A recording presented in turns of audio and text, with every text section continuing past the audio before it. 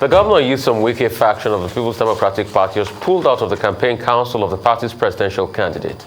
The Wike team insists that they will not be part of the campaign activities pending the resignation of the party's national chairman, Iyorchia Ayu. They made this resolution after a meeting held at Governor Wike's private residence in Port Harcourt, Rivers State. The published Presidential Campaign Council list translates to putting the cart before the horse.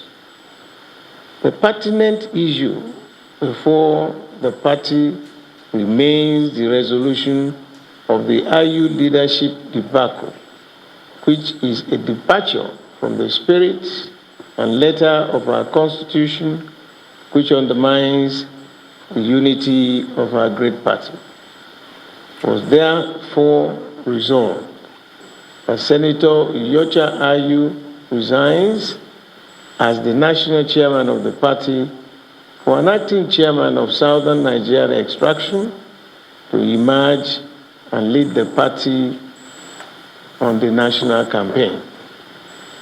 Consequently, we resolve not to participate in the campaign council in whatever capacity until the resignation of Dr. Iyorchia Ayu.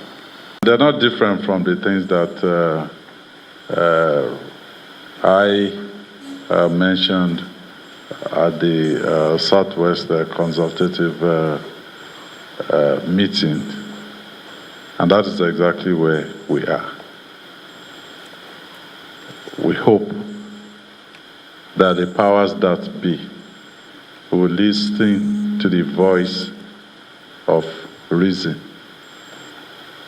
and do the needful. The PDP ruled Nigeria before for 16 years of excellence. We are desirous that such kind of excellent governance comes back to this country. But that cannot be achieved unless we have a proper structure of the party as designed by the founding fathers. If we want to restructure Nigeria, we should have the courage to restructure our party. We formed this party on the principle of justice, fair play, and equity. It is true that everything is being done for us to have internal democracy in the party. But for the national chairman, Senator Iyorchia Ayu, to go and embrace Tambuwal, calling him the hero of the convention, which means there was a private arrangement that was done with Tambuwal to shortchange other contestants, including Governor Wike. And here was a referee who now helped one of the sides to score a goal and then blew the whistle that a goal has been scored. This is not what we formed the PDP to do for Nigerians. And therefore, we unequivocally ask that Ayu has to step down. Work for the party to the extent that fairness, equity, and justice is ensured in the party. But reacting to the withdrawal of Wike and his loyalists from the PDP Presidential Campaign Council, Atiku urged the aggrieved party chieftains to have a rethink and retrace their step. Atiku said, quote, "Personally, I am quite surprised at his withdrawal because, as I have been informed by officials of our party, apart from the Rivers State chapter of the PDP, all the remaining state chapters of the Federation submitted names of people who they wanted included in the Presidential Campaign Council," end of quote. The decision for Dr. Ayu to resign from office is personal to Dr. Ayu, and neither I nor anyone else can make that decision for him. As to the calls for the removal of Dr. Ayu from office, however, I will state that as a committed Democrat and firm believer in the rule of law and democratic tenets, our party being one set up, organized, regulated by our laws and constitution, it is my absolute belief that everything we do in our party must be done in accordance and in conformity with the law and our constitution. If Dr. I is to be removed from office, it must be done in accordance with the law that sets out the basis for such removal. End of quote. Dr. Pati. Well, obviously, the crisis in the People's Democratic Party is far from over. The plan is for the party to formally inaugurate its Presidential Campaign Council next week, Wednesday. And now we have this latest development with Governor Wike of Rivers and his allies within the party saying that they will not be part of that Presidential Campaign Council. And if you look at the distribution, former Governor of Plateau State, former Governor Jonah Jank, former Governor of Gombe State, former Governor Dan Kwambo, former Deputy National Chairman of the party South-South, Chief Olabode George, the Governor of Oyo State, Sheyi Makinde, and of course you still have also, I didn't see Governor Otom at the event, maybe he was there, but he's also a Wike ally, and then you have others like Governor Ifeanyi Ugwuanyi, and also Governor Dave Umahi, who's now a very close friend, of Governor Wike. I haven't mended the fences with him, even if he's in the APC. So you see quite a number of very strong forces within and outside the party, expressing the same sentiments. And this is like the response by the Wike camp to the vote of confidence that was passed on the chairman of the PDP. So this is like their response, and they are now saying we will not be part of this campaign council. What does that mean? It clearly sends out the strong signal again that the People's Democratic Party remains divided, that the People's Democratic Party has not been able to move beyond the crisis that emerged after the party's presidential primaries in May, and the choice of the governor of Delta State, Senator Ifeanyi Okowa, by the party flag bearer, Atiku Abubakar, as his running mate. And the main problem has been from the Wike camp. What it also means is that all the meetings that have been purportedly held, including assurances given in London, have also come more or less to naught. It also means that the Wike camp is not pacified by the fact that the chairman of the Board of Trustees, had to step down to say, well, if the problem is about the composition, he is from the north, he will step down. Although Chief Olabode George dismissed that meeting at which that happened as a demonstration of shenanigans. So where does this leave the PDP? Some of the members of the party who have reacted have said that, well, it doesn't matter one way or the other, but what is important is that people should give peace a chance. Is there still a possibility? Is there a likely way forward that Governor Wike and his allies will change their mind? Well, that remains to be seen.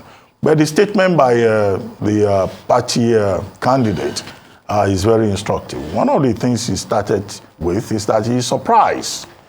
And so he says he's surprised because other states submitted names of members to the Presidential Campaign Council, with the exception of Rivers. So those other states and their leaders who are now part of the Wike Alliance, are they now going to ask their members also to withdraw from that campaign council and not to attend the inauguration of the campaign council next week? Two, he says he's appealing to those who say they will not be part of that campaign council to have a rethink, because it's better for the party to go to the election as a united front, where apparently there is no unity at the moment. And then he said everything must be done in accordance with the constitution of the party, where the constitution of the party has been quoted this way and that way. The mainstream people, they're saying, even if you go by the constitution, if you remove Senator Ayu, the next person that will take over from him, according to the constitution of the party, is from the Northeast. Then you still have a situation whereby, the chairman of the party, even if he's in an acting capacity, is from the Northeast, and the presidential, candidate is also from the Northeast. So the issue about, balancing things out is something that may well have to be resolved in the future. But if we may quote again the Wike Alliance, they are saying that, no, this is not about the constitution of the party. And I think Chief Olabode George was saying that only yesterday evening, that it's a moral issue. That Senator Yochia, you haven't promised to step down if the candidate came from the north, as is now the case, that he was morally bound to keep to that promise. Well, his own supporters say he is not duty bound to do so. And you could see that in the line, in one of the sentences in the party candidate statement, when he said, it is up to Senator Yochia to make up his mind whether he wants to resign or not, and that nobody is in a position to force him. But, the Wike camp, they are insisting on equity, balance, justice. Some of them quote section 7, 3C, of the PDP constitution. So all of this is just an indication of how unprepared the party is in terms of unifying itself. The other matter that they also bring up, which was hinted at this morning in one of the stories, is that there was a promise made to Governor Wike by Atiku Abubakar, the presidential candidate, that in fact the idea of removing Ayu came originally from him, and that Wike bought into it.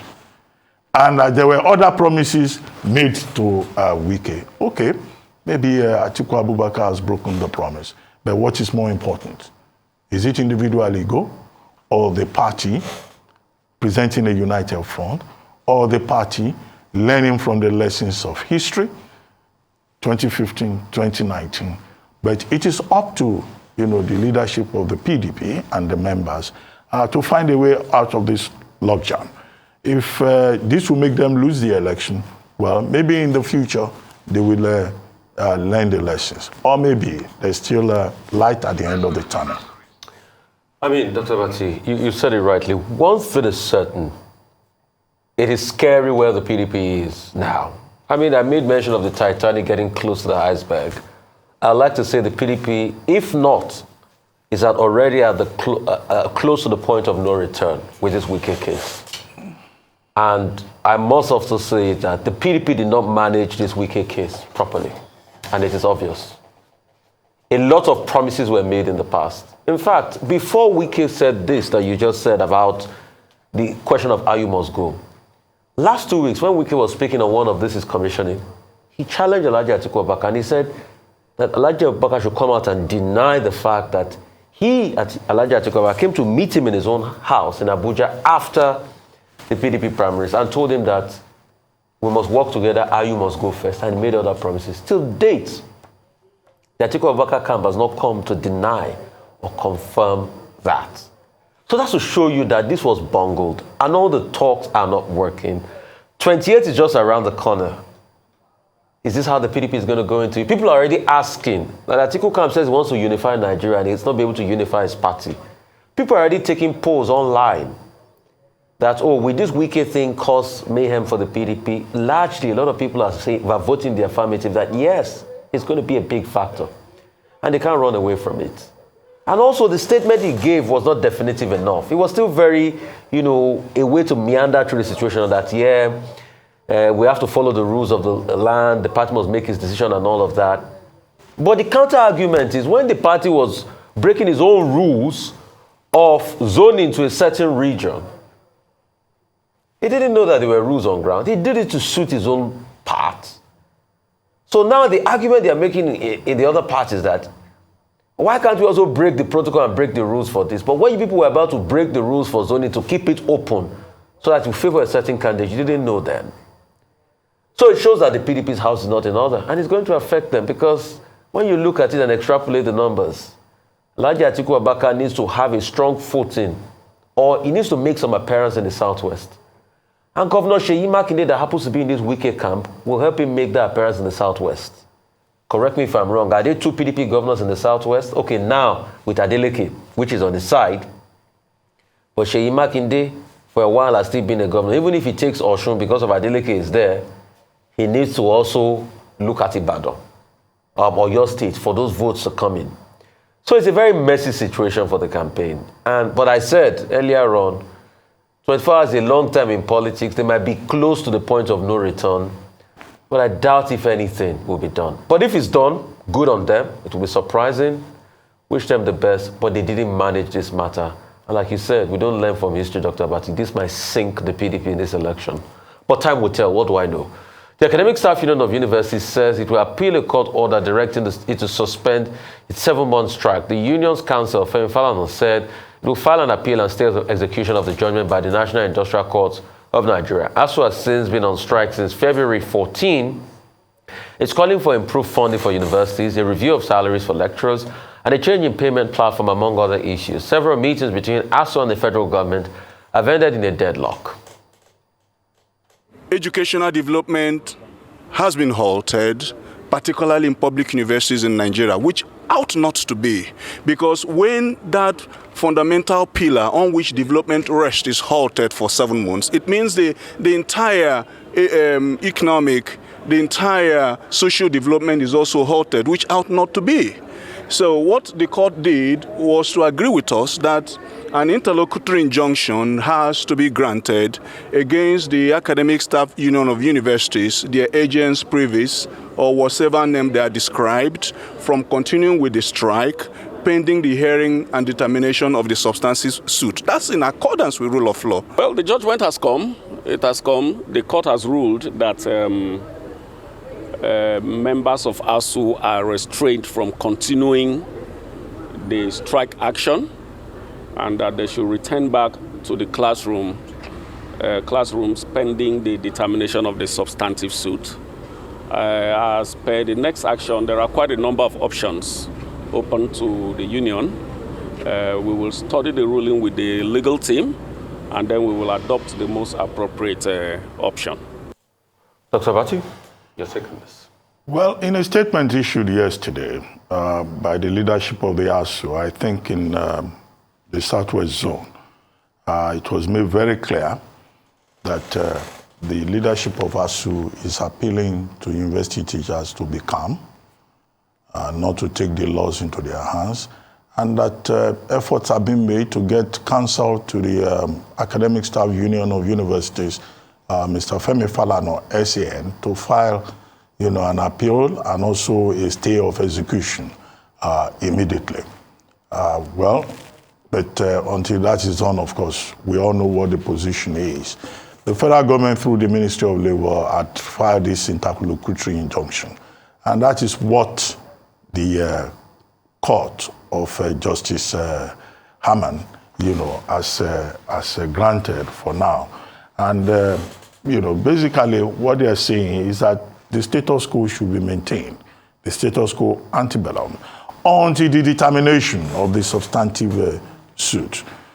The interlocutory injunction filed by James Igwe, SAN, stood on the Trade Disputes Act, Section 47 and Section 18, subsection 1, on the basis of which they are saying, look, once the matter is in court, you can't continue with the strike. You have to wait till the matter is determined.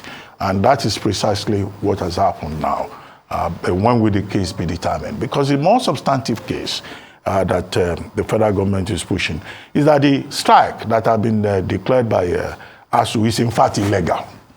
Can the strike be illegal? Well, there's an Obafemi Awolowo University case in which the court ruled, given the facts of that particular case, that the strike was illegal, while also recognizing the right of workers to engage in collective bargaining and to raise questions about their conditions of service, which in the eyes of any reasonable man, is what ASU seems to be doing in this particular case. So what next? Will ASU respect the ruling of the court and go back, or it will just succeed with the appeal and the stay of execution? So the drama is not over yet. We are not yet out of the woods with the closure of the universities. In the meanwhile, Justice Polycarp Aman, who is a vacation judge, said, look, once the court comes back, the president of the industrial court should assign the case to another judge. So that, again, is going to further prolong the process. But we need to be more worried about two things. The fact that, one, some civil society groups are saying, look, ASU is right, and ASU's demands must be acceded to. There's a group led by Comrade Hassan Soweto, which is an NGO on education rights. He is even urging the Nigerian Labour Congress and the other trade unions, Trade Union Congress and others, to declare a 48-hour strike to shut down, for the organized labor to shut down everywhere, to remind the federal government of the seriousness of the case. Meanwhile, the National Association of Nigerian Students, speaking through the chairman of the task force on end ASU strike now, Ujo was said to have made a statement that, look, Nigerian students will disrupt political campaigns. They will not make political campaigns possible, and that they are planned to continue to block major roads, expressways in major cities of the country, including ports, would continue. Now, if we are faced with that situation, then that would be most unfortunate indeed, because yes, while the legal process is probably, an excellent way to resolve any kind of conflict, but at the same time, there may well be other ways to resolve the conflict. They are in court in any case, because the other means of negotiation and all of that, meetings, will seem to have failed. And at the end of the day, who suffers? The people who are suffering are the students and their parents. And maybe that's why the students are saying, whatever the court says, aluta continua. Whether, that will help remains to be seen. But it's up to all the stakeholders to give peace a chance, to give good reason a chance, and for government to be reminded once again that when you enter into agreements, it's a basic principle of decency, of common sense, of collective bargaining, that you respect those agreements. It's very sad how government has mismanaged even the negotiations to start with.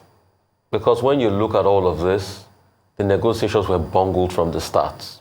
All sorts of rhetoric that shouldn't even be the case in the first place. Misalignment of negotiation protocol. In all of this, hope we know, it was after about 3 months that the education minister stepped in of the strike. It was Minister of Labor that was negotiating. When that was not possible, pushed it out to the education ministry. So there was a lot of misalignment, and it just shows how we bungle things. It is now that we're taking the case to court. There's this famous saying in Yoruba land, Dr. Bati, you can allude to, is that once you take somebody to court, there's no longer friendship. Abi? It's true. Well, I know some couples who ended up in court. The marriage was dissolved. They still came back and still got together. There's a there's a law that applies to that one, Dr. Abati. We can't say the law on TV. No, it's too early in the morning. Yeah, we can't say that law. I have an idea. It's too early. There's a law that applies to that one. So when it's couples matter, that's sui generis. You want me to explain that law? No, explain the law, Dr. Abati. There's a law to apply to that one. And that law is a sui generis in this case. So that's an outlier thing. So, but in this case, like they say, you can't take somebody to court and come back and be friends with the person. I think the government should have managed this better. Because it's even indicative the bad blood going on. Look at when the Honorable Gbajabi Amila called them together. See the way the Minister of State for Education was interrupting the House of President. And he almost turned into a fight. Things were heated.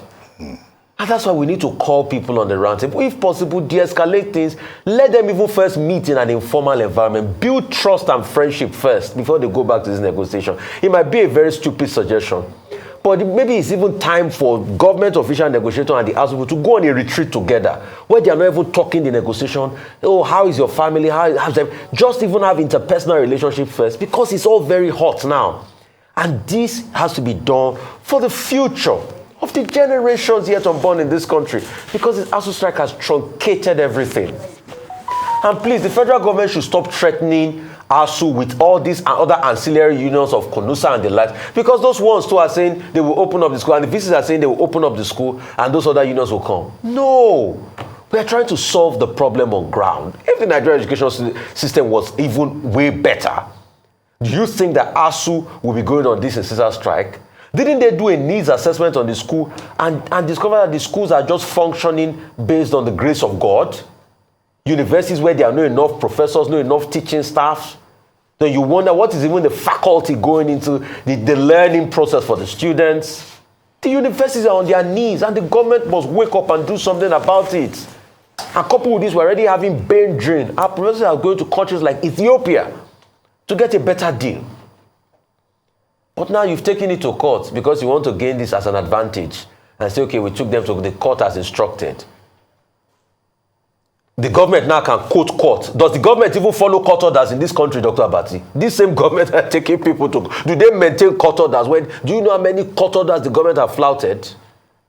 Well, only yesterday at the UN, the president was talking about his administration's commitment to the rule of law as one of the major legacies. Commitment to the rule of... Should we start counting it on TV? How many court orders they flouted in this country, deny people their rights? Please, let cool heads prevail. We need to solve this problem for our future, for future of our children.